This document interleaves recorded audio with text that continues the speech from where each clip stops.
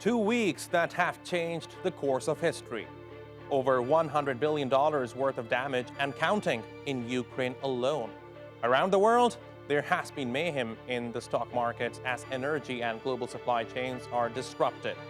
A new global system is emerging with geopolitical realignments that will have repercussions for decades to come. I'm Jafar Hassan, and today's newsmaker is the impact of Russia's Ukrainian onslaught.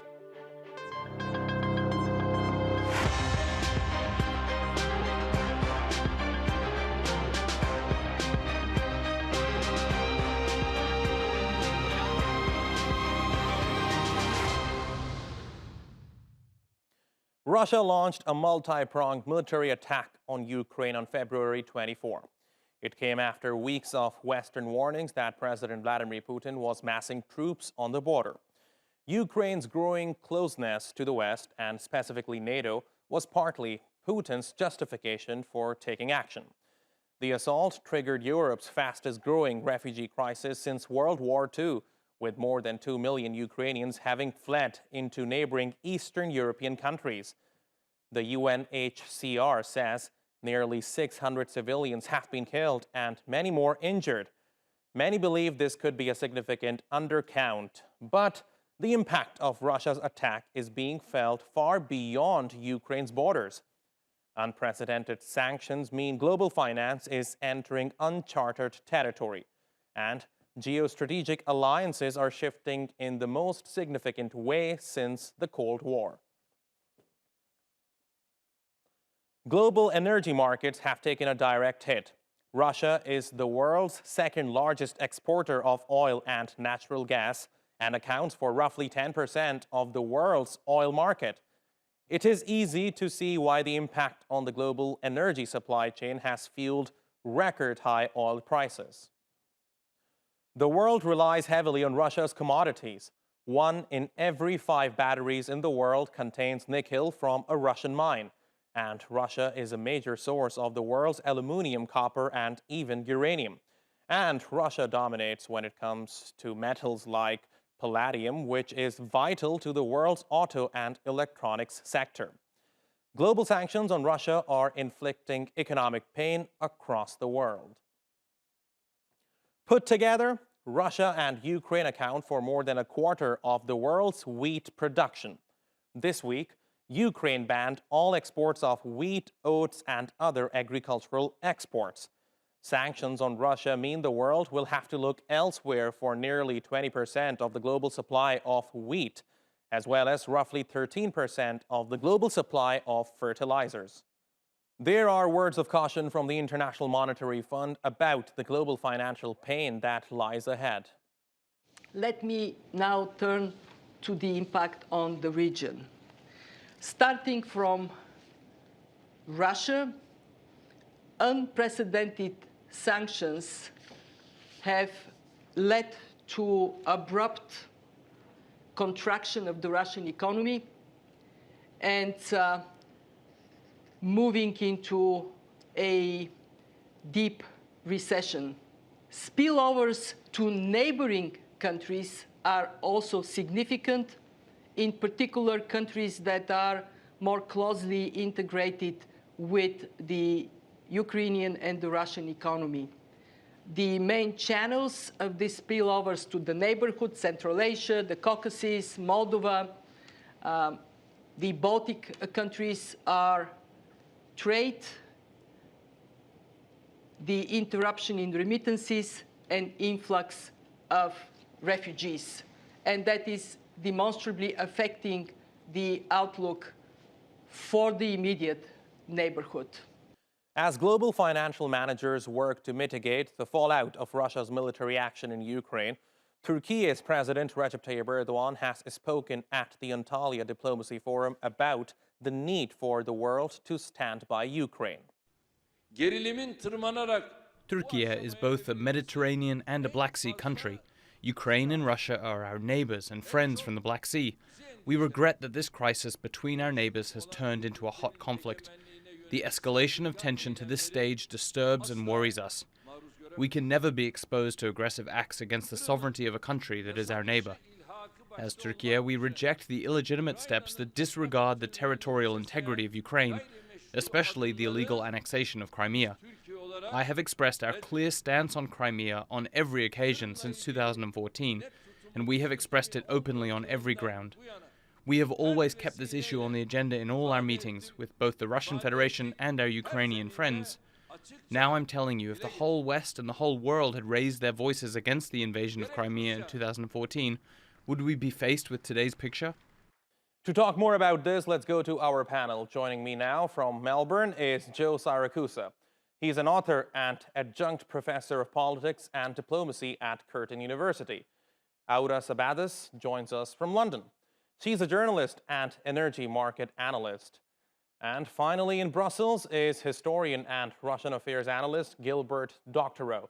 Thank you very much for joining us today here on The Newsmakers. We are not here to discuss why Russia is attacking Ukraine and what led to it, but rather how this Russian onslaught is impacting the world we live in today, from geopolitics, economy, and energy. Joe, what is your navigation through the events of the past 3 weeks?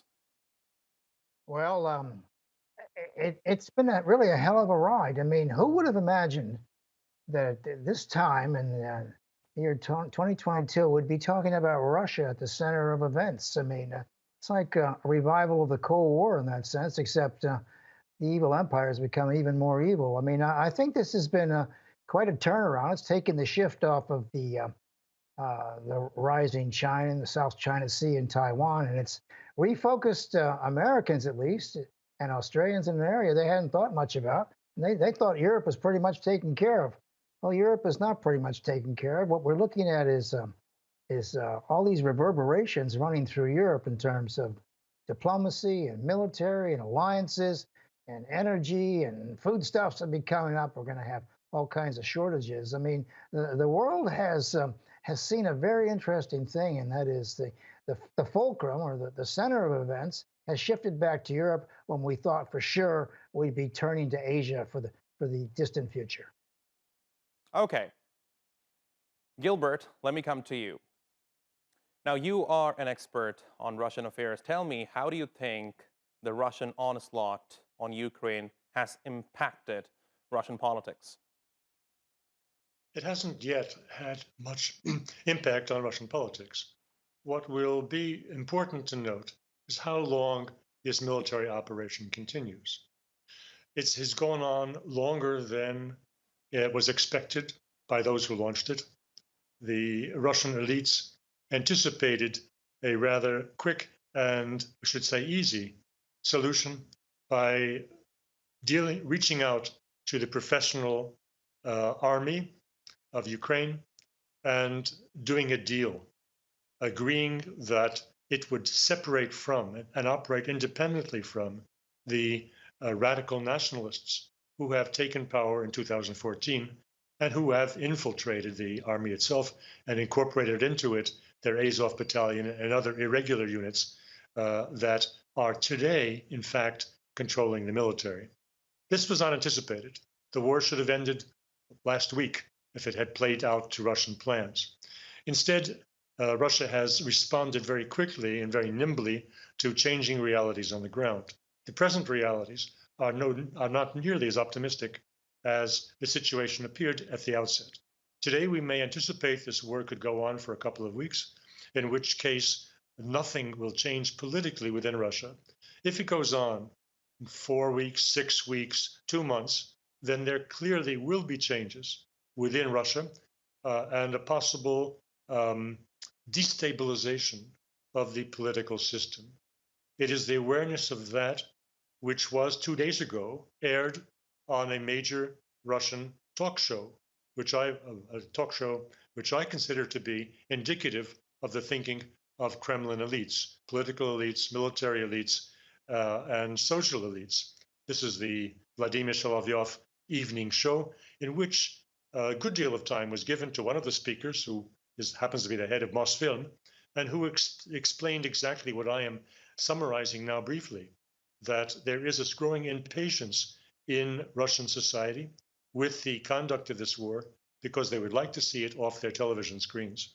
So How stable Russia will be depends on the course of events on the ground in the immediate days ahead and decisions taken by the Russian leadership to put an end to what could potentially be destabilizing. Okay, Aura. Now, when we look at the event of the past 3 weeks, certainly we cannot ignore the fact that global markets have suffered massively. I want to focus on energy for a second here.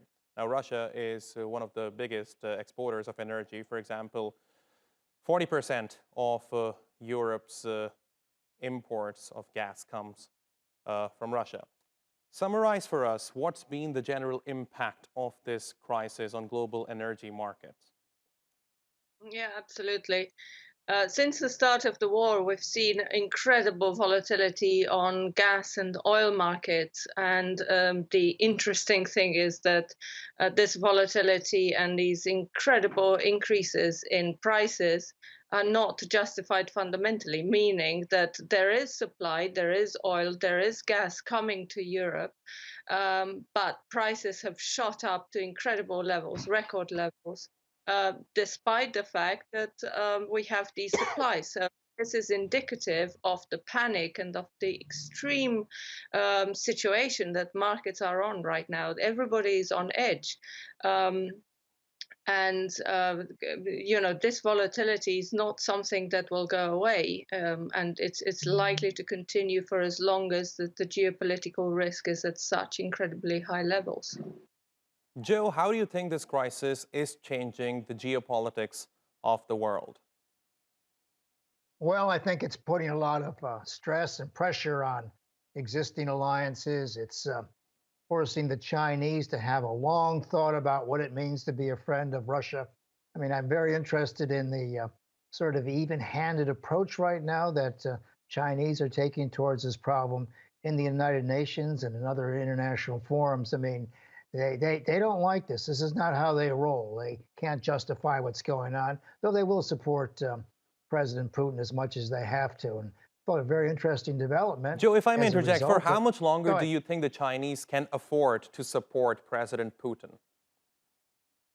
Well, I think they'll probably go a little while here, but they're not going to go the long haul with him. You know, the history of Sino-Russian relations is a pretty rocky road. I mean, even during the height of the Cold War, the split in the Communist Party between Mao and Khrushchev was very, very severe. I mean, and there's all kinds of other problems. I think they'll go along with them as much as they can, but they're not going to be going to the end of the problem with them. I mean, they're going to expect this thing to be resolved. And I think the Chinese have actually clearly indicated that others can maybe lead the way here. And I think the success so far of President Erdogan in hosting the foreign ministers of Ukraine and Russia, and it is a success getting them in the same room, preparing them one day fairly shortly for a ceasefire. I think the Chinese are giving the nod to the Turkish nation to take over here. So in that sense, but look, I think there's a big story here about how NATO has coalesced, and that one of the unintended consequences was the strength of NATO and the European Union coming together. I don't believe that this is so. I think this is an abnormal amount of stress on NATO. And of course, Americans are going to think very hard about going to war over maybe some conflict on the Polish border or the Baltic borders or things like that. And a lot of Americans who know these things realize that initially, President Putin had a legitimate complaint about the possibility of deployment of nuclear weapons on his borderlands. And they had a complaint about the which way Ukraine was headed for NATO, or even NATO going into Ukraine. These are legitimate complaints about the balance of power, the nuclear balance of power. But what has happened since then, of course, is inexcusable. The idea of just, and you know, Putin has hundreds of thousands of troops surrounding Ukraine, not enough to occupy the country, but enough to smash it up. I mean, it's almost as though this were a sort of a wrecking operation. Doesn't look like a war anymore. Looks like he's just tearing the place apart, and then he'll go fairly shortly. And of course, I'd like to see this end as soon as possible, because every war ends with some kind of diplomacy, and this can't happen soon enough for me. Okay. Now, Joe, you mentioned China. Certainly, China is a very important global player. It would be interesting to see how China navigates through this crisis. But let's focus on the West for a second here, Gilbert. Now, amid this war, we are seeing the West more united than ever before. Tell me, what are the good sides and also the bad sides of this unity among the West? Well, I don't know which way you're going to categorize my answer. Depends on where you stand.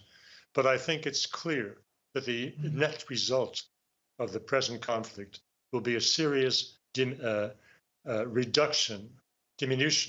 of the standing of NATO in Europe and the world.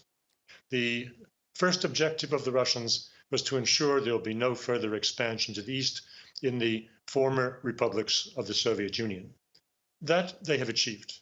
No one will dare to raise the question of NATO membership for Ukraine once this conflict is resolved. The question of NATO's covering this up, I think we can expect there will be further development with Scandinavia, with Finland, and with Sweden. It's quite Gilbert, possible if I may interject, actually what we are witnessing right now is quite the contrary. Now more countries are willing to join NATO. For example, Finland. Well, that's what I was about to get to. I think it's quite possible that those two countries, Sweden and Finland, will apply for membership. In point of fact, that has symbolic value, but no real defense value. Both countries are fully integrated into NATO already by memorandums of understanding. These are not widely known. Both Scandinavian countries are obliged to make their facilities and their personnel available to NATO anytime it requests such assistance. So the additional fact of being integrated into NATO formally only gives those two countries the cover of Article 5, protection of all for one and one for all, but does nothing to expand the power of NATO. Having Finland in NATO is a very different thing from having Ukraine in NATO, though both countries have a border with Russia. Finland is not ruled by radical nationalists. Its relations with Russia have been peaceable and common sense for decades. So that will change nothing. The reality, as I say, is a diminution of the authority of NATO because its main objective to take Ukraine and use it as its forward platform for containment of Russia will have been frustrated entirely. The other factor is the unity that you see of the NATO member countries conceals a change in their relationship today and in the coming years with the United States. When Germany adds $100 billion or euros to its military budget, that's not a good thing for the United States' domination of Europe. It is a sign that the call for Europe to have its own independent defense capability is being heeded. In the final analysis, that's good for Europe and not good for those people in Washington who enjoy controlling Europe as the global hegemon.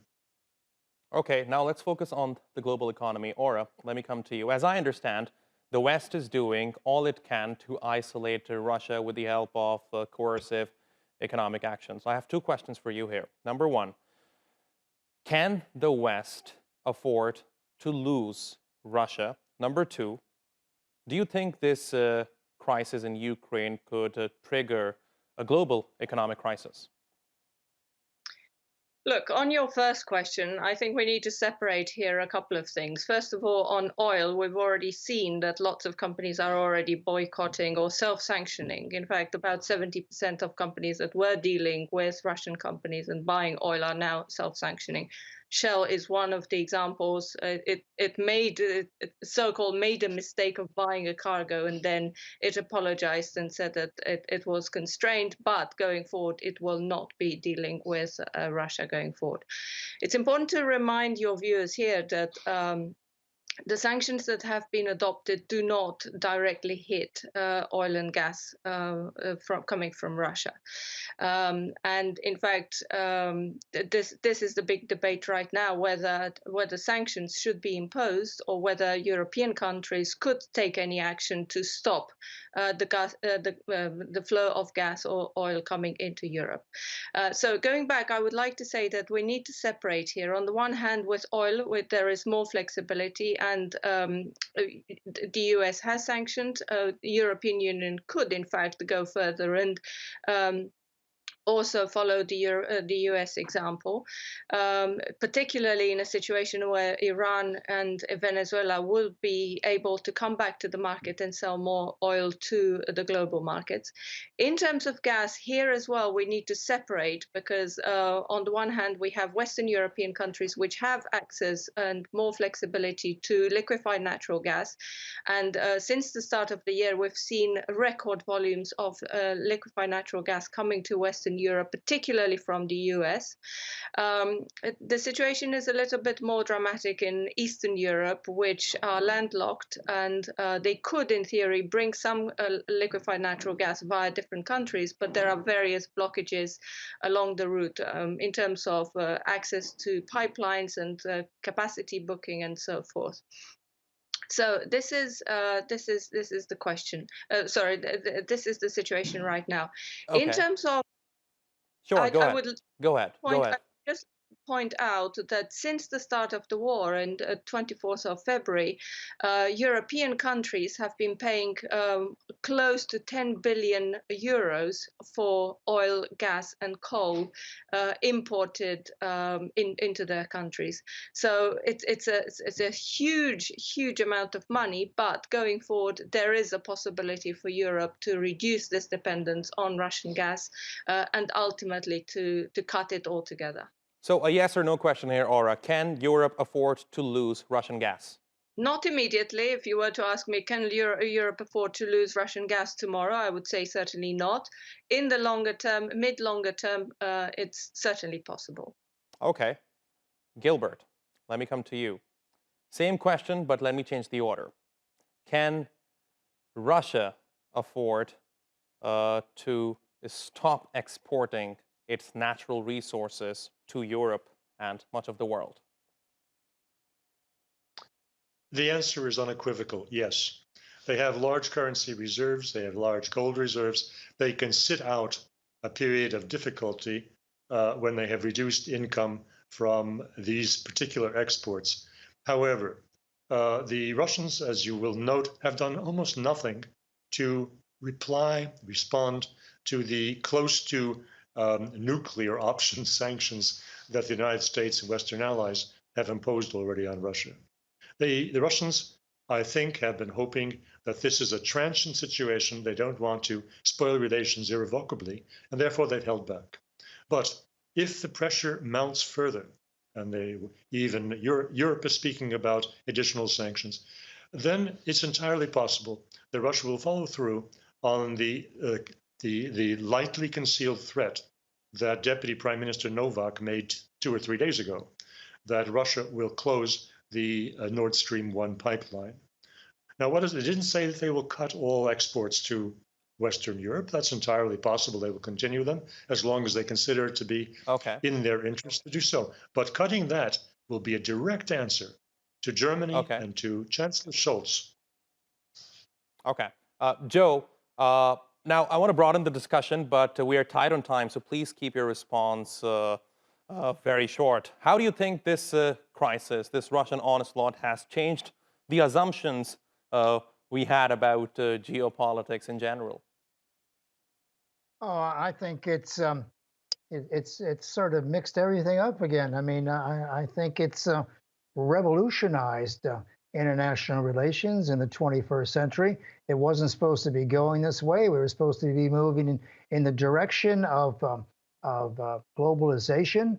The West was worried about the rise of China and maybe revanchism in Russia, but it wasn't a central thing. So I think it's going to force people in Europe and in Washington, and keep in mind, if this thing goes to plan, I think Joe Biden's going to be elected, or he's going to be thrown out of office and we're going to have someone like Trump, if not Donald Trump, will come back, and he's going to finish off NATO. He's going to finish the job that he started. So I think we have a lot of uncertainty in the future, and Okay. I don't think it's coming back. Okay, so a lot of uncertainty remains.